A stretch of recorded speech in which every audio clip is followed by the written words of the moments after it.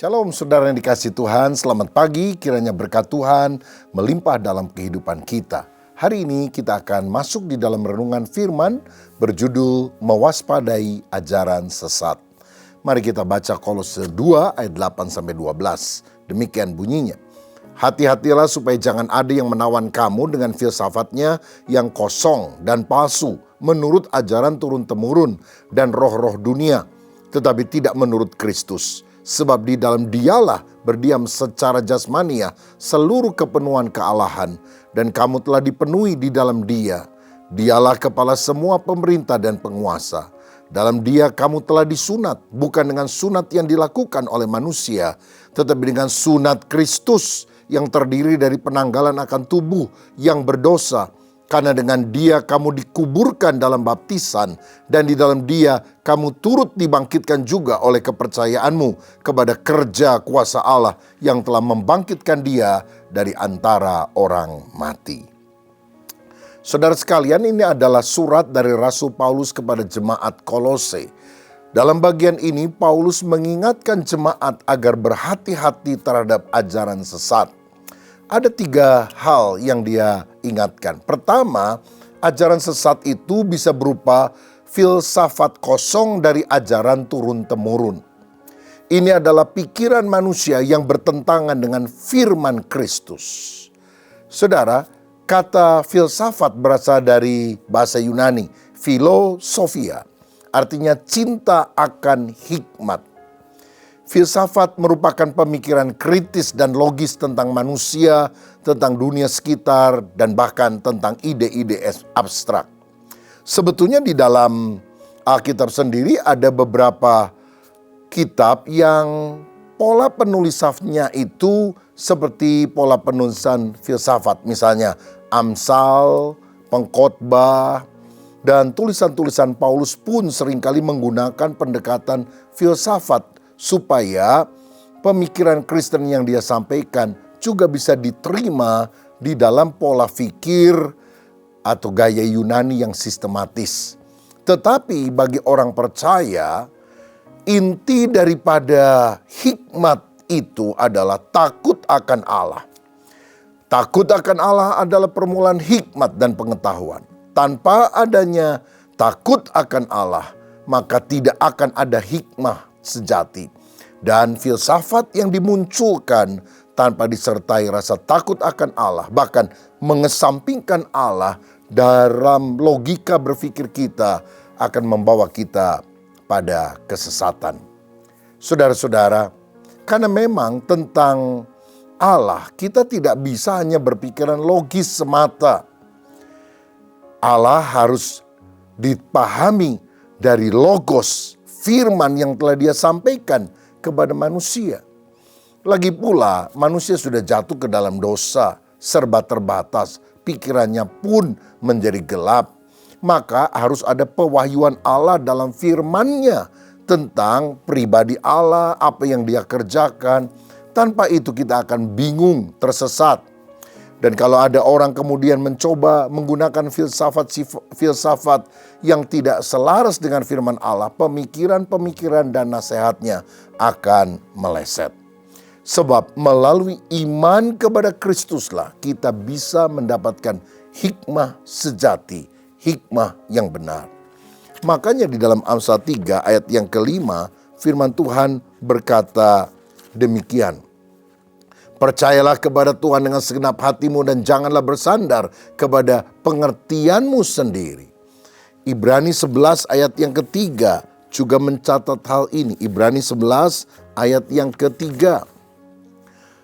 Karena iman kita mengerti bahwa alam semesta telah dijadikan oleh firman Allah, sehingga apa yang kita lihat telah terjadi dari apa yang tidak dapat kita lihat. Nah, ini adalah pemahaman yang kita dapat dari pewahyuan Allah, bukan semata karena bersandar pada pengertian manusia yang terbatas, tetapi karena ada penyataan Allah bahwa alam itu terjadi karena firman yang diucapkan oleh Allah Sang Pencipta. Nah, jadi hati-hati dengan filsafat manusia yang tidak tunduk kepada firman Kristus, karena itu akan menyebabkan kesesatan. Yang kedua, ajaran sesat yang harus diwaspadai menurut tulisan Paulus ini adalah roh-roh dunia, elements of this world. Ya, jadi elemen daripada dunia ini. Nah, beberapa penafsir menghubungkan roh-roh dunia atau elemen dari dunia ini dengan kepercayaan akan adanya rasi bintang dan planet-planet yang mempengaruhi kehidupan manusia. Jadi ini berkaitan dengan zodiak, dengan astrologi. Rasi bintang itu mempengaruhi kepribadian dan keberuntungan manusia. Ada orang rasi bintangnya Pisces atau Aries atau Gemini. Dan kemudian mereka bilang, oh kalau orang dilahirkan dalam rasi bintang ini, maka dia akan punya sifat demikian.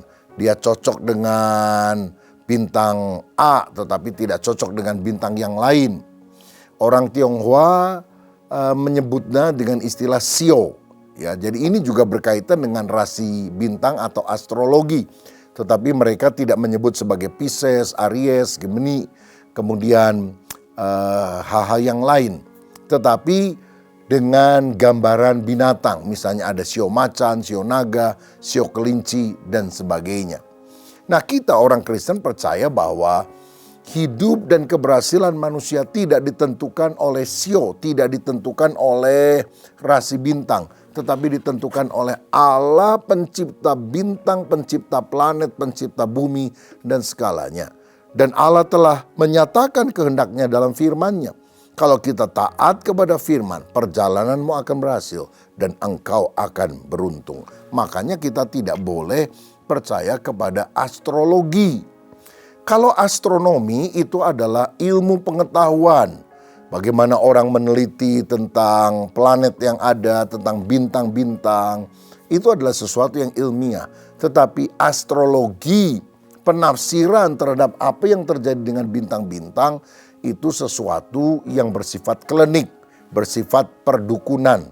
Karena menafsirkan secara subjektif apa yang ada di alam semesta dan biasanya dikaitkan dengan roh-roh jahat. Tentu kita harus menolak hal ini. Mengapa kita tidak boleh takluk kepada unsur dunia? Karena ayat 9 dan 10 berkata, dalam Kristus berdiam secara jasmania seluruh kepenuhan Allah. Kita harus percaya kepada Yesus yang bukan hanya manusia biasa, tapi Allah yang telah menjadi manusia. Dia adalah kepala pimpinan dari semua pemerintah dan penguasa. Artinya dia lebih hebat dari semua kuasa-kuasa dunia. Bahkan kuasa kegelapan dipatahkan, dikalahkan oleh Kristus.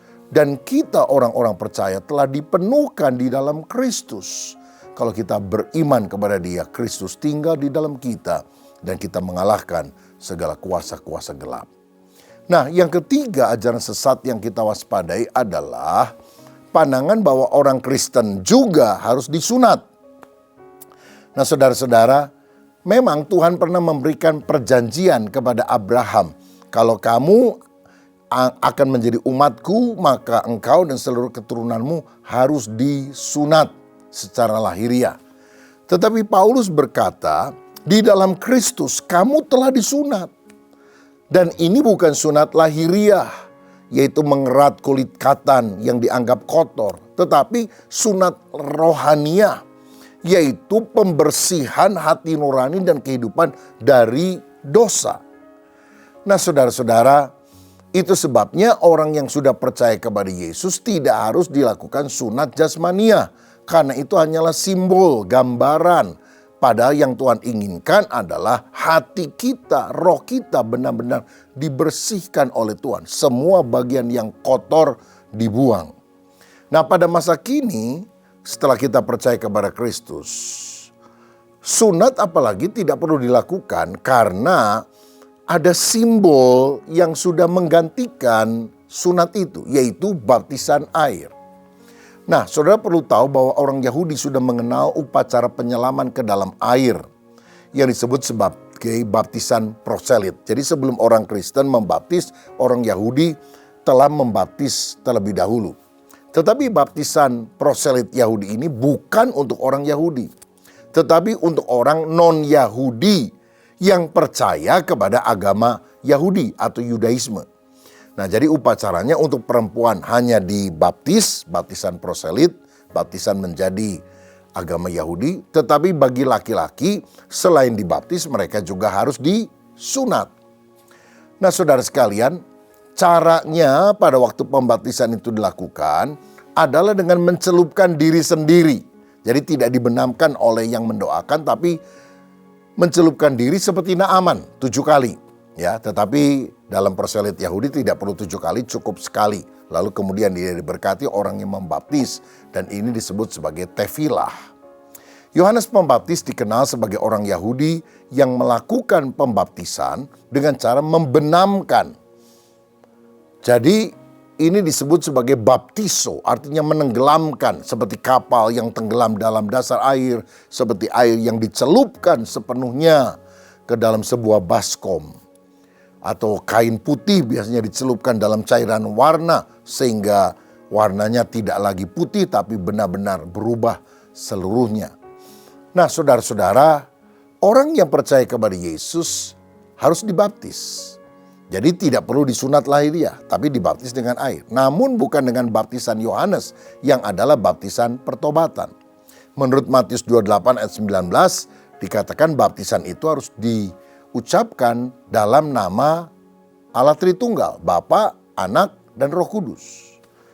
Nah, saudara-saudara, keselamatan berarti kita harus bertobat. Artinya secara pasif kita berhenti dari berbuat dosa dan kemudian berbalik dan beriman kepada Kristus. Artinya secara aktif melakukan kehendak Allah. Jadi dalam perjanjian lama tanda orang itu milik Allah adalah sunat. Kejadian 17 ayat 10. Tapi kini simbol sunat sudah diganti menjadi baptisan. Kolose 2 ayat 11 dan 12 yang kita sedang baca ini. Dalam Dia kamu telah disunat, bukan dengan sunat yang dilakukan oleh manusia, tetapi dengan sunat Kristus yang terdiri dari penanggalan akan tubuh yang berdosa. Karena dengan Dia kamu dikuburkan dalam baptisan, dan di dalam Dia kamu turut dibangkitkan juga oleh kepercayaanmu kepada kerja kuasa Allah yang membangkitkan Dia dari antara orang mati. Sama seperti sunat artinya membuang kulit katan, maka baptisan adalah simbol pembersihan dengan air. Kalau tangan kita kotor, kita cuci dengan air. Nah, dengan demikian, sunat untuk alasan teologis tidak perlu. Tapi kalau alasan medis, silahkan, tidak apa-apa. Karena ini tidak berkaitan dengan masalah agama, berkaitan dengan kesehatan. Lagi pula kalau kita baca di dalam kitab Roma pasal 6 ayat yang ke-3 dan 4, dikatakan bahwa baptisan itu adalah tanda kematian manusia lama dan kebangkitan manusia baru. Dikatakan demikian.